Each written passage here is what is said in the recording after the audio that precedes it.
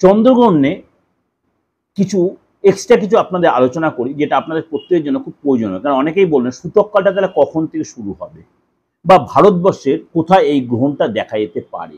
কেন ভারতবর্ষে দেখা যাবে, ভারতবর্ষে এফেক্টেড হবে, ভারতবর্ষের সূতককাল 9 ঘন্টা আগে শুরু হবে, কিন্তু সব হবে। কিন্তু তাও আপনাদের একটু ডিটেলে বলে দিই। চন্দ্রগ্রহণে এই যে 7ই সেপ্টেম্বর চন্দ্রগ্রহণ যে শুরু হবে, সূতককালটা শুরু হবে দুপুর 12:57 9 ঘন্টা আগে, গ্রহণের 9 ঘন্টা আগে সূতককাল শুরু হবে। দুপুর 12:57 কিন্তু আপনার সূতককাল শুরু হবে, এবং গ্রহণ শেষের সাথে সাথে সূতককাল শেষ হবে।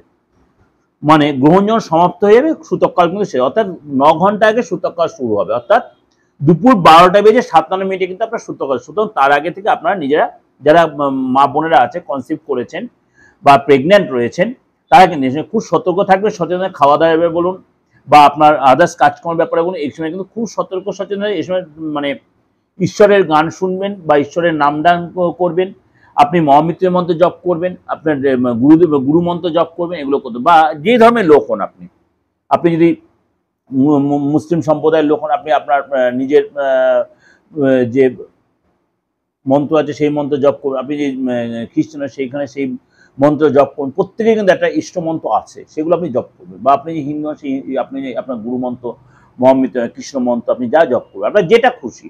কিন্তু কোনো অশান্তি ঝামেলা জন্মায় কারোর সাথে কোনো আর্গুমেন্টে যাবেন না, কোনো তর্ক বিতর্ক করবেন না।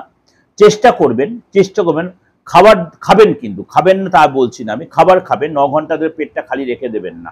যদি খেতে হয় খাবেন, কিন্তু তুলসী পাতা প্রত্যেকটা খাবারের মধ্যে দিয়ে নেবেন। তুলসী পাতা প্রত্যেকটা খাবারের মধ্যে, জলের মধ্যে, খাবারের মধ্যে দিয়ে দেবেন। আর গ্রহণ ছেড়ে যাওয়ার পরে চেষ্টা করবেন জলগুলো ফেলে দিতে।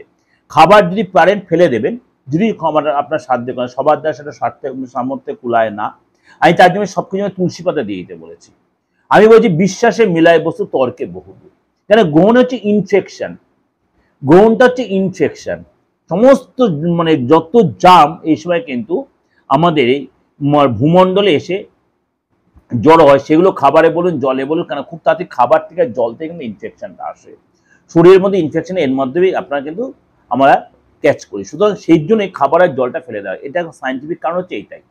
মানে জল খাবার ফেলে দেওয়ার কারণ হচ্ছে এটাই যে ইনফেকশনটা ওর মধ্যে গ্যাদার করবে। সুতরাং তার জন্য আপনাকে কি করতে হবে, নয় ঢেকে রাখতে হবে, নয় পরিষ্কার পরিচ্ছন্ন রাখতে হবে। যারা একটু মানে সবসময় সম্ভব হয় না, যারা গ্রামে গঞ্জে থাকেন, চেষ্টা করুন ফেলে দিতে না পারেন আপনি সেভাবে রাখতে পারেন, এতে এমন কিছু ফ্যাক্টর হয় না।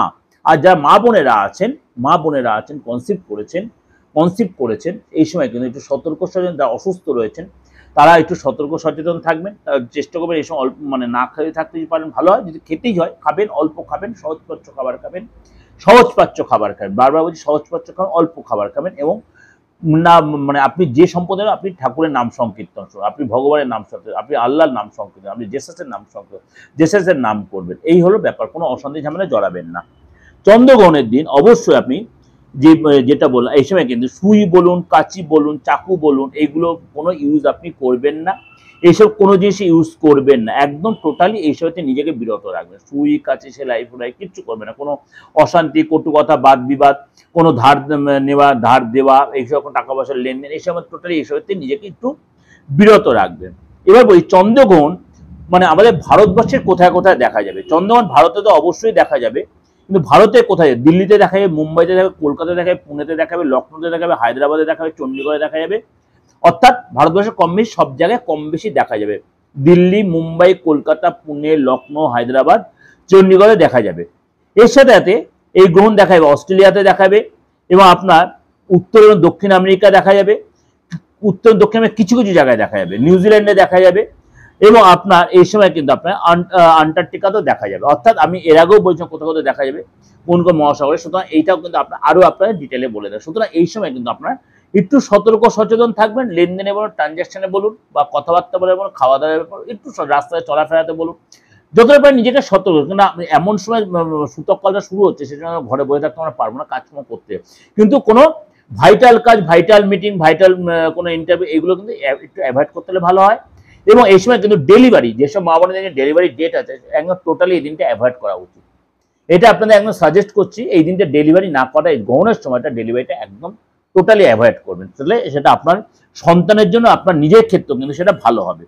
সুতরাং এই যে 7 তারিখ 12টা 7 দুপুর 12টা 7 আপনার সূতককাল শুরু হচ্ছে, সারাটা দিন আপনার গ্রহণের এফেক্টটা থাকছে। সুতরাং এই সময় কিন্তু যেসব মা বোনদের মানে ডেলিভারির ডেট রয়েছে, মানে সন্তান ডেলিভারি, তারা কিন্তু এই সময় একদম টোটালি নিজেকে স্টপ করুন, নয় আগে করুন না পরে করুন, এই দিনটা করবেন না। এর সাথে আমরা কিন্তু 12 রাশির কি এফেক্ট হবে সবই আমি বলে দিয়েছি। এই দিন কিন্তু আপনাকে খুব সতর্ক এবং খাওয়া দাওয়া, এবং এই দিন কিন্তু কোনো মুড়িয়ে বা কোনো মুজরানো বা কোনো কাটা ছাড়া বা দাউতে মানে আপনার ইয়েতে ধারালো কোনো জিনিসে কাটা ছাড়া এগুলো কিন্তু একদম করবেন না, এগুলো কিন্তু সতর্ক থাকবেন। এগুলো আপনি কিন্তু সতর্ক, এগুলো হয়তো আপনার প্রত্যেকে সবকিছু জানেন, তা সত্ত্বেও আপনাদের কাছে এটা বলে রাখা, আপনারা অনেক বেশি মানে সতর্ক এবং সচেতন থাকতে পারবেন।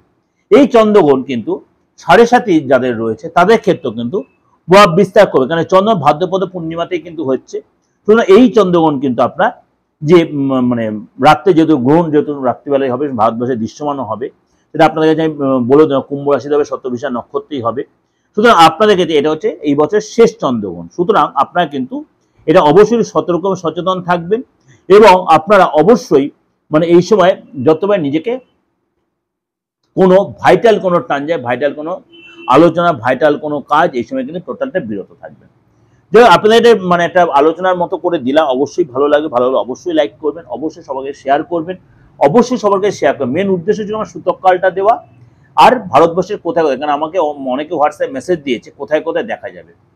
সুতরাং আপনাদের ভালোই লাগবে, ভালো লাগলে অবশ্যই লাইক করুন, শেয়ার করুন। আর যোগাযোগ করতে হলে কোনো কারণে এরপরে আপনার শ্রাদ্ধপক্ষ বা পিতৃপক্ষ পড়ে যাচ্ছে, শ্রাদ্ধপক্ষ পিতৃপক্ষ মানে পুরো মাসটাই হচ্ছে আপনার তন্ত্রের কাজের ক্রিয়া প্রক্রিয়ার মাস। তারপরে নবরাত্রি, তারপরে মহালয়া, তারপরে নবরাত্রি, সূর্যগ্রহণ রয়েছে, মানে দারুণ মাস হচ্ছে চন্দ্রগ্রহণ সূর্য, আমাদের তন্ত্রক্রিয়ার মাধ্যমে দারুণ মাস চন্দ্রগ্রহণ, সূর্যগ্রহণ, তারপরে মহালয়া, তারপরে নবরাত্রি, তারপরে দেওয়ালি, মানে মারাত্মক মাসটা। আপনি যদি মনে হয় এসব তন্ত্র মাধ্যমে কোনো ক্রিয়া প্রক্রিয়া করেন বা মানে আপনার গ্রহণের কোনো কাজ করাবেন, বা আপনি মনে করেন আপনি বাস্তুর কোনো ক্রিয়া প্রক্রিয়া, বাস্তু রেক্টিফিকেশনের কাজ করেন, মানে কোনো ভেঙে চুরে না করে, বাস্তু এই এখন আর কোনো ভেঙে আপনার ডিমোলাইজের কোনো কাজ দরকার নেই, মানে রিপেয়ার নয়, রেক্টিফিকেশন কাজ করে অবশ্যই পুরো বাস্তুটা আপনি রেক্টিফিকেশন করা যেতে পারে। বা ফ্যামিলিতে কোনো প্রবলেম চলছে, আইনি ঝামেলা বা আদার্স ঝামেলা, অবশ্যই আপনি দেশে বিদেশে যে কোনো প্রান্ত থেকে আপনি যোগাযোগ করতেই পারেন, কিন্তু কুরিয়ারের মাধ্যমে বা আপনি চেম্বারে এসে অনলাইনে সব রকম সুবিধাই